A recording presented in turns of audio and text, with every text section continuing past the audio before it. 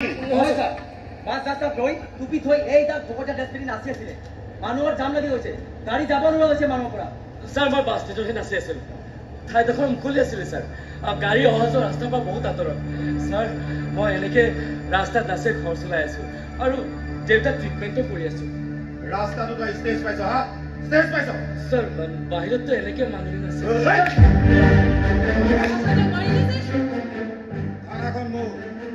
হাতখন মোৰ গালখন তাৰ আপোনাৰ দা জ্বলিল কিয় তেওঁ কাৰো ঘৰত চুৰি কৰিবলৈ যোৱা নাই ৰাস্তাত নাচি ঘৰ চলাই পাইছে কেতিয়াবা মই ৰাস্তাত নাচি ঘৰ চলাম এইজোপা কি পিন্ধি আছো আপুনি পুলিচৰ পোছাক পিন্ধি ঘৰ চলাইছে আৰু তেওঁ জগাৰৰ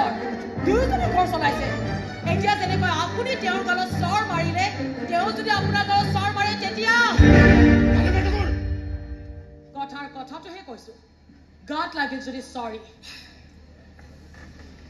তোমাক মই আগতেও লগ পাইছিলো কি নাম আছিল তোমাৰ মোৰ নাম বিষ্ণু চিনাকি মানুহে জীৱ বুলি মাতে আপুনি মোৰ এনেকৈ কথা কোৱাৰ বাবে বহুত বেছি ধন্যবাদ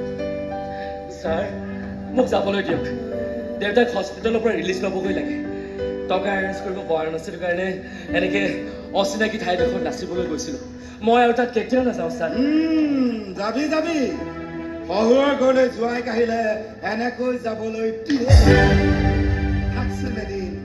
জোৱাই আপ্ৰায়ণ কৰো এনেকুৱা বেমাৰ হৈ হস্পিটেলত পৰি থকা বাপেকৰ পুতেকক বহুত পাইছোতো সেইকাৰণে বিশ্বাস নহল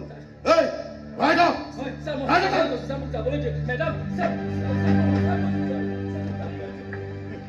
চৰি মেডাম অলপ দেৰি হৈ গ'ল আমাৰ chief charger Neelam Dutta sir sir মই ছাৰ তুমি ইয়াত কি কৰিছা আজিতো তোমাৰ দেউতা ৰিলিজ লোৱা কথা আছিল নহয় মানে ছাৰ টকা এৰেঞ্জ হোৱা নাছিলে বাবে এদিন থাকিলে বিল আৰু বাঢ়িব এখেতসকলৰ বিল মোৰ নামত লিখি এওঁ দেউতাকক ডিছচাৰ্জ দিবলৈ দিয়া কিন্তু মেডাম একেটা কথাকে বাৰে বাৰে কৈ থাকিবলৈ মই অশান্তি পাওঁ নীলম ঠিক আছে তুমি যোৱা মই কৈ দিম কিন্তু ছাৰে এখেতে মিছা কোৱা নাই বুলি প্ৰমাণ হলতো গতিকে যাবলৈ দিয়ক please sir thank you sir thank you sir sir thank you sir thank you sir madam আপোনাৰ এই উপকাৰ সদায় থেংক ইউ মেডাম এতিয়া কোৱা নীলম